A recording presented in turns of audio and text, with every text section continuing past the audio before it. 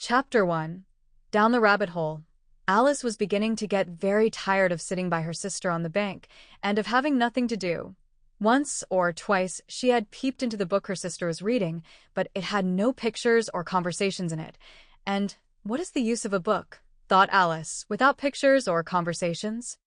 So she was considering in her own mind, as well as she could, for the hot day made her feel very sleepy and stupid, whether the pleasure of making a daisy chain would be worth the trouble of getting up and picking the daisies, when suddenly a white rabbit with pink eyes ran close by her. There was nothing so very remarkable in that, nor did Alice think it so very much out of the way to hear the rabbit say to itself, "Oh dear, oh dear, I shall be late." When she thought it over afterwards, it occurred to her that she ought to have wondered at this, but at the time it all seemed quite natural. But when the rabbit actually took a watch out of its waistcoat pocket and looked at it, and then hurried on, Alice started to her feet, for it flashed across her mind that she had never before seen a rabbit with either a waistcoat pocket or a watch to take out of it, and burning with curiosity, she ran across the field after it, and fortunately was just in time to see it pop down a large rabbit hole under the hedge. In another moment down went Alice after it, never once considering how in the world she was to get out again. The rabbit hole went straight on like a tunnel for some way, and then dipped suddenly down, so suddenly that Alice had not a moment to think about stopping herself before she found herself falling down a very deep well.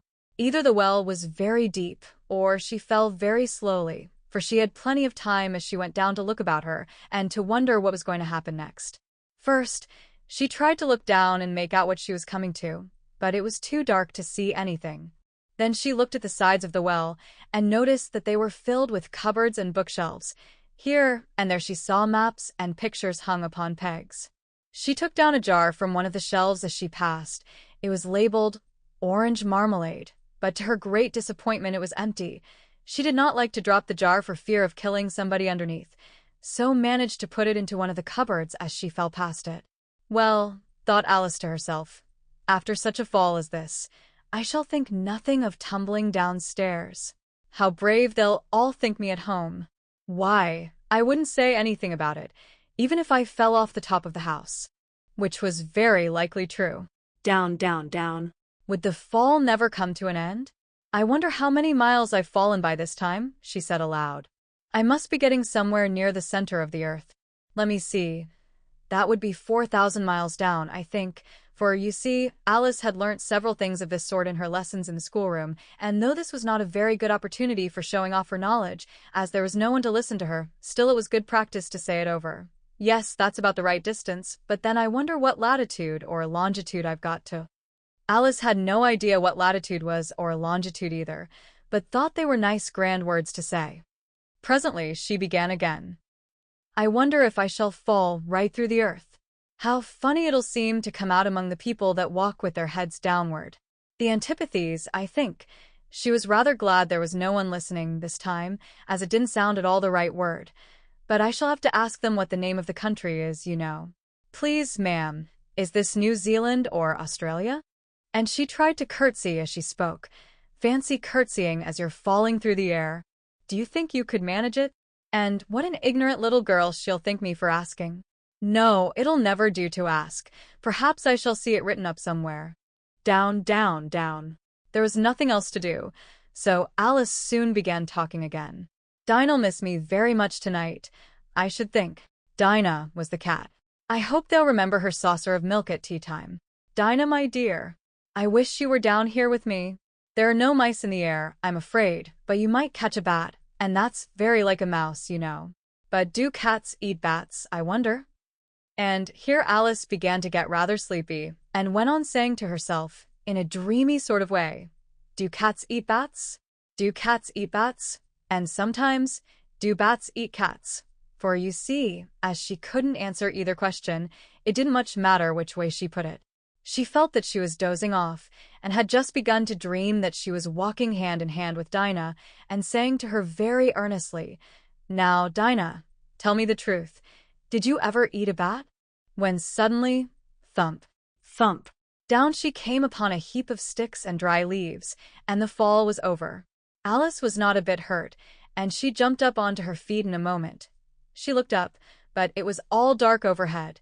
Before her was another long passage, and the white rabbit was still in sight, hurrying down it. There was not a moment to be lost.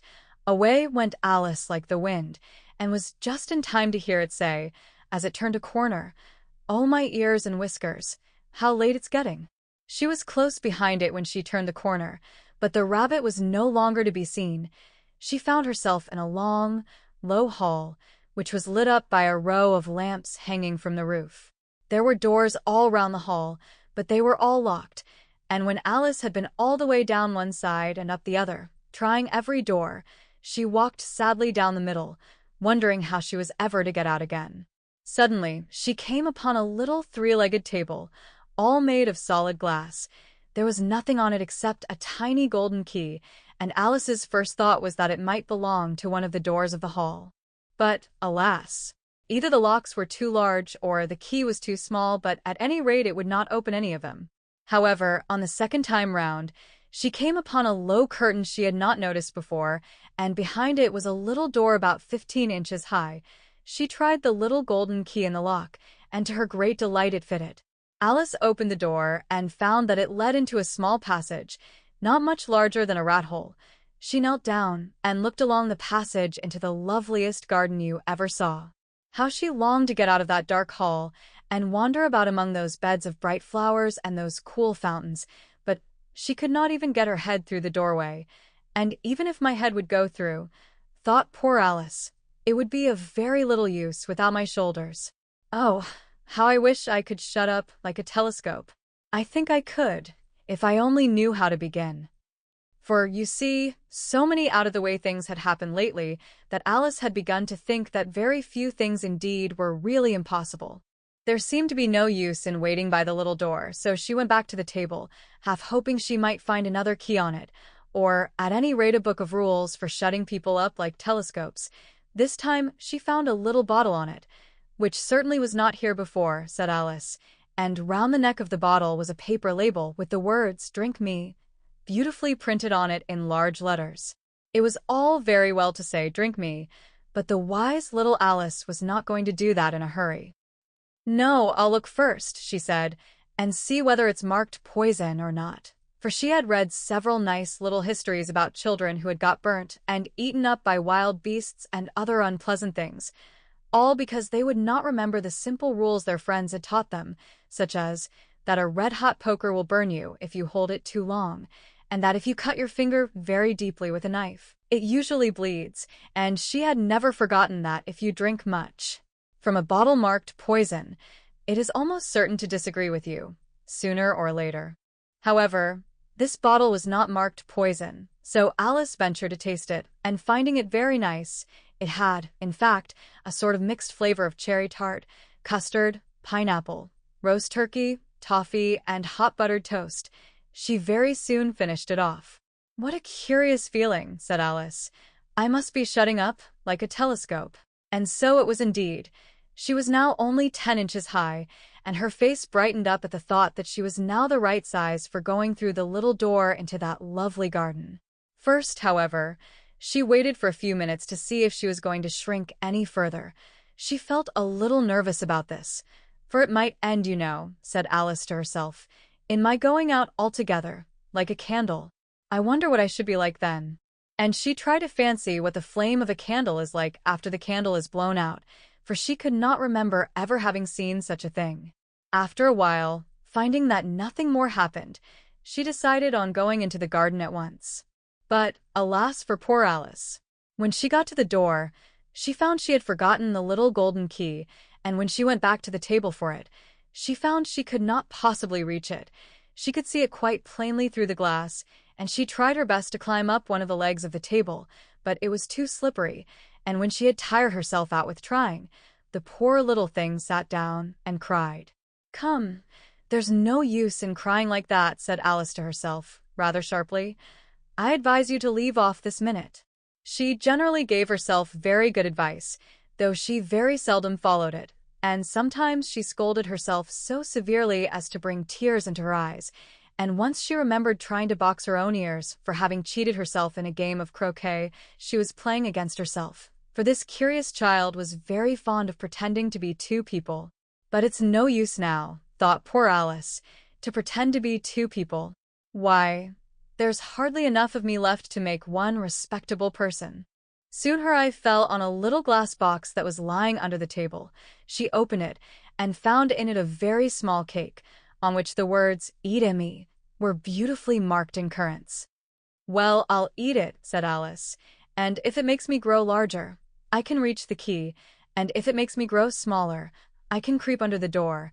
So either way I'll get into the garden, and I don't care which happens." She ate a little bit and said anxiously to herself, "Which way? Which way?" holding her hand on the top of her head to feel which way it was growing, and she was quite surprised to find that she remained the same size. To be sure, this generally happens when one eats cake, but Alice had got so much into the way of expecting nothing but out-of-the-way things to happen, that it seemed quite dull and stupid for life to go on in the common way. So she set to work and very soon finished off the cake. Chapter 2. The Pool of Tears. "Curiouser and curiouser," cried Alice. She was so much surprised that for the moment she quite forgot how to speak good English. "Now I'm opening out like the largest telescope that ever was. Goodbye, feet." For when she looked down at her feet, they seemed to be almost out of sight. They were getting so far off. "Oh, my poor little feet. I wonder who'll put on your shoes and stockings for you now, dears? I'm sure I shan't be able. I shall be a great deal too far off to trouble myself about you. You must manage the best way you can, but I must be kind to them," thought Alice, "or perhaps they won't walk the way I want to go. Let me see. I'll give them a new pair of boots every Christmas." And she went on planning to herself how she would manage it. "They must go by the carrier," she thought, "and how funny it'll seem, sending presents to one's own feet. And how odd the directions will look. Alice's right foot, ESQ, hearthrug, near the fender, with Alice's love. Oh dear, what nonsense I'm talking." Just then her head struck against the roof of the hall. In fact, she was now more than 9 feet high, and she at once took up the little golden key and hurried off to the garden door. Poor Alice! It was as much as she could do, lying down on one side, to look through into the garden with one eye, but to get through was more hopeless than ever. She sat down and began to cry again. "You ought to be ashamed of yourself," said Alice. "A great girl like you," she might well say this, "to go on crying in this way. Stop this moment, I tell you." But she went on all the same, shedding gallons of tears, until there was a large pool all round her, about 4 inches deep and reaching half down the hall. After a time she heard a little pattering of feet in the distance, and she hastily dried her eyes to see what was coming. It was the White Rabbit returning, splendidly dressed, with a pair of white kid gloves in one hand and a large fan in the other. He came trotting along in a great hurry, muttering to himself as he came, "Oh, the Duchess, the Duchess. Oh, won't she be savage if I've kept her waiting?" Alice felt so desperate that she was ready to ask help of anyone. So, when the rabbit came near her, she began in a low, timid voice, "If you please, sir." The rabbit started violently, dropped the white kid gloves and the fan, and scurried away into the darkness as hard as he could go. Alice took up the fan and gloves, and, as the hall was very hot, she kept fanning herself all the time she went on talking. "Dear, dear, how queer everything is today. And yesterday things went on just as usual. I wonder if I've been changed in the night? Let me think. Was I the same when I got up this morning? I almost think I can remember feeling a little different. But if I'm not the same, the next question is, who in the world am I? That's the great puzzle." And she began thinking over all the children she knew that were of the same age as herself, to see if she could have been changed for any of them. "I'm sure I'm not Ada," she said, "for her hair goes in such long ringlets, and mine doesn't go in ringlets at all. And I'm sure I can't be Mabel, for I know all sorts of things, and she knows such a very little. Besides, she's she, and I'm I, and, oh dear, how puzzling it all is. I'll try if I know all the things I used to know. Let me see. 4 times 5 is 12, and 4 times 6 is 13, and 4 times 7 is, oh dear. I shall never get to 20 at that rate. However, the multiplication table doesn't signify. Let's try geography. London is the capital of Paris, and Paris is the capital of Rome, and Rome, no, that's all wrong, I'm certain. I must have been changed for Mabel. I'll try and say, how doth the little? And she crossed her hands on her lap as if she were saying lessons, and began to repeat it, but her voice sounded hoarse and strange, and the words did not come the same as they used to do. How doth the little crocodile improve his shining tail, and pour the waters of the Nile on every golden scale? How cheerfully he seems to grin, how neatly spread his claws, and welcome little fishes in with gently smiling jaws. I'm sure those are not the right words, said poor Alice, and her eyes filled with tears again as she went on.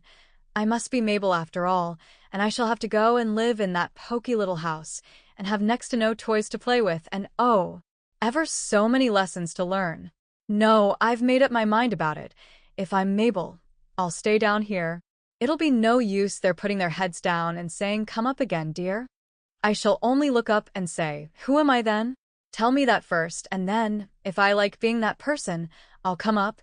If not, I'll stay down here till I'm somebody else.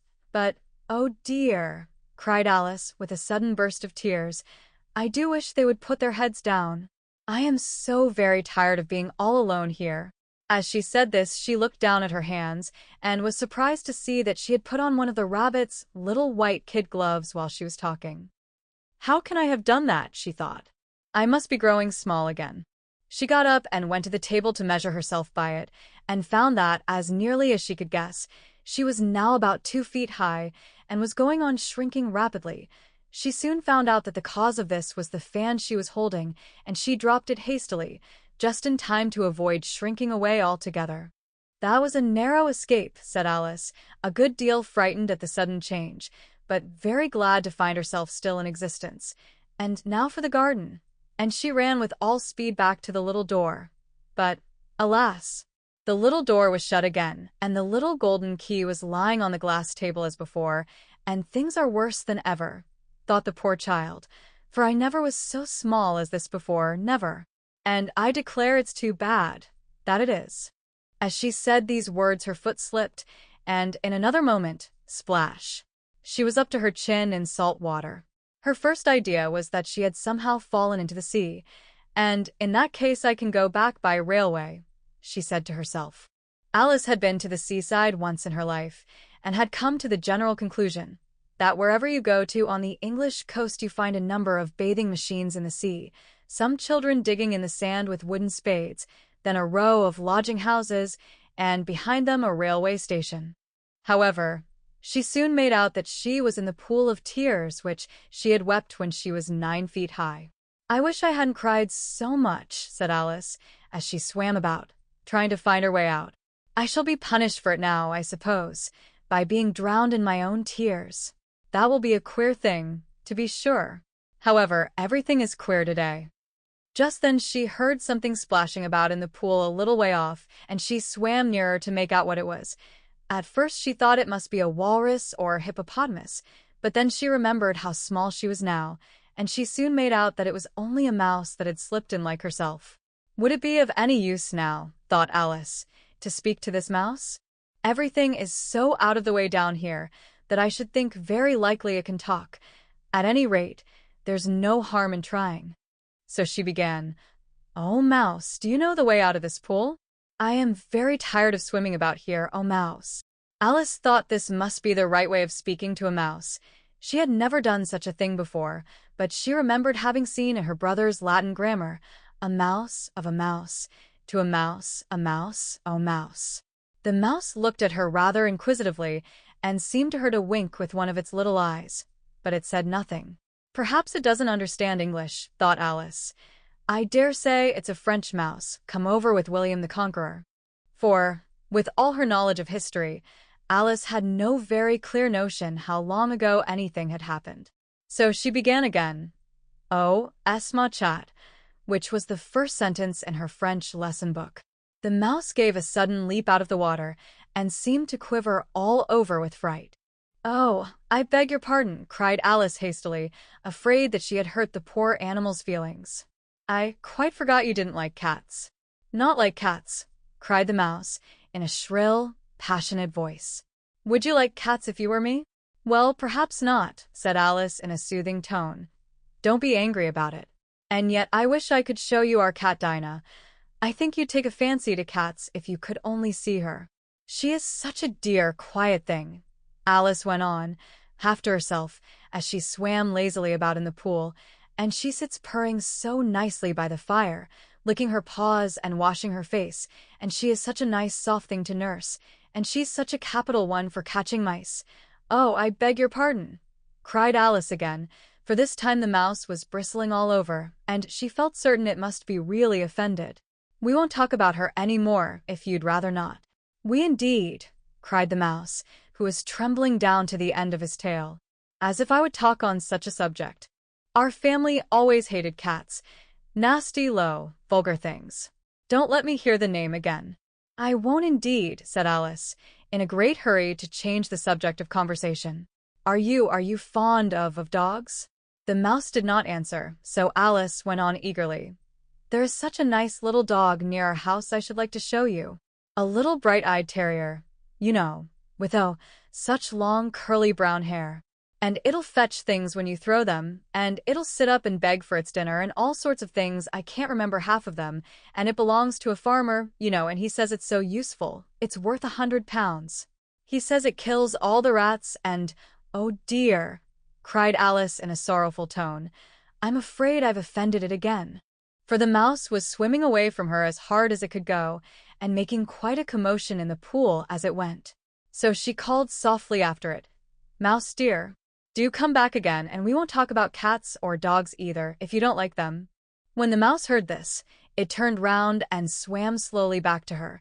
Its face was quite pale, with passion, Alice thought, and it said in a low, trembling voice, Let us get to the shore, and then I'll tell you my history, and you'll understand why it is I hate cats and dogs.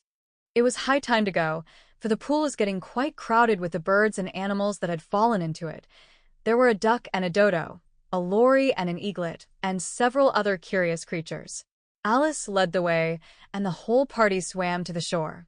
Chapter 3, A Caucus-Race and a Long Tail. They were indeed a queer-looking party that assembled on the bank, the birds with draggled feathers, the animals with their fur clinging close to them, and all dripping wet, cross, and uncomfortable. The first question, of course, was, how to get dry again.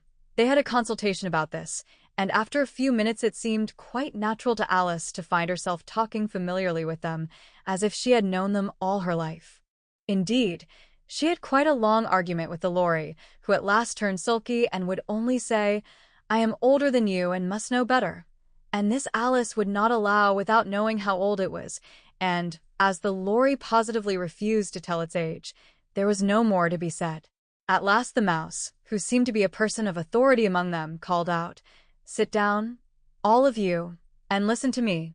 I'll soon make you dry enough. They all sat down at once, in a large ring, with the mouse in the middle. Alice kept her eyes anxiously fixed on it, for she felt sure she would catch a bad cold if she did not get dry very soon. Ahem, said the mouse with an important air. Are you all ready? This is the driest thing I know. Silence all round, if you please. William the Conqueror, whose cause was favored by the Pope, was soon submitted to by the English, who wanted leaders, and had been of late much accustomed to usurpation and conquest. Edwin and Morcar, the Earls of Mercia and Northumbria. Ugh, said the lory, with a shiver. I beg your pardon, said the mouse, frowning, but very politely. Did you speak? Not I, said the lory hastily. I thought you did, said the mouse. I proceed. Edwin and Morcar, the Earls of Mercia and Northumbria, declared for him, and even Stigand, the patriotic Archbishop of Canterbury, found it advisable. Found what? Said the duck. Found it, the mouse replied rather crossly. Of course you know what it means. I know what it means well enough. When I find a thing, said the duck, it's generally a frog or a worm. The question is, what did the Archbishop find?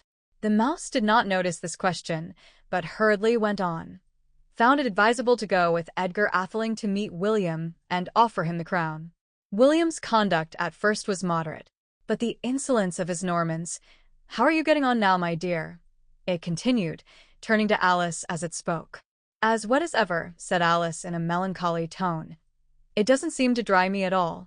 In that case, said the dodo solemnly, rising to its feet, I move that the meeting adjourn, for the immediate adoption of more energetic remedies. Speak English, said the eaglet. I don't know the meaning of half those long words, and, what's more, I don't believe you do either. And the eaglet bent down its head to hide a smile. Some of the other birds tittered audibly. What I was going to say, said the dodo in an offended tone, was that the best thing to get us dry would be a caucus-race. What is a caucus-race? Said Alice.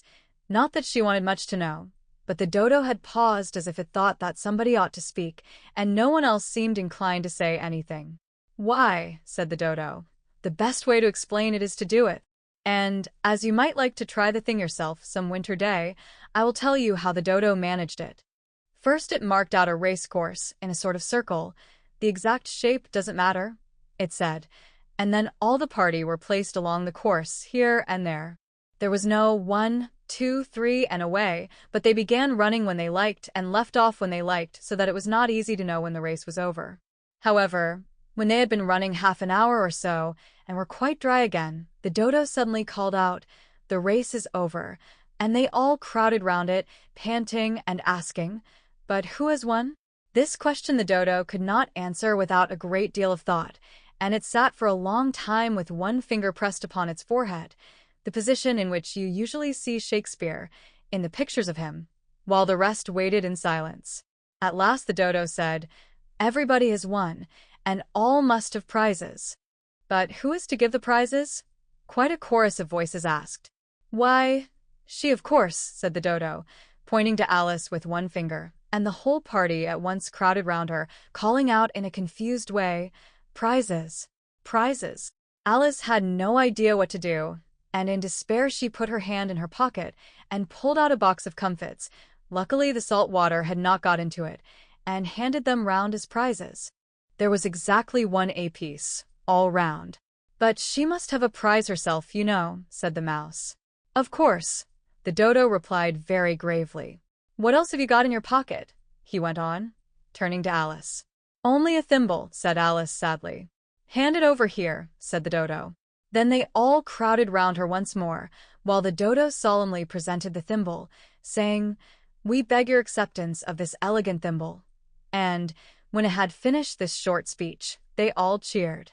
Alice thought the whole thing very absurd, but they all looked so grave that she did not dare to laugh, and, as she could not think of anything to say, she simply bowed and took the thimble, looking as solemn as she could.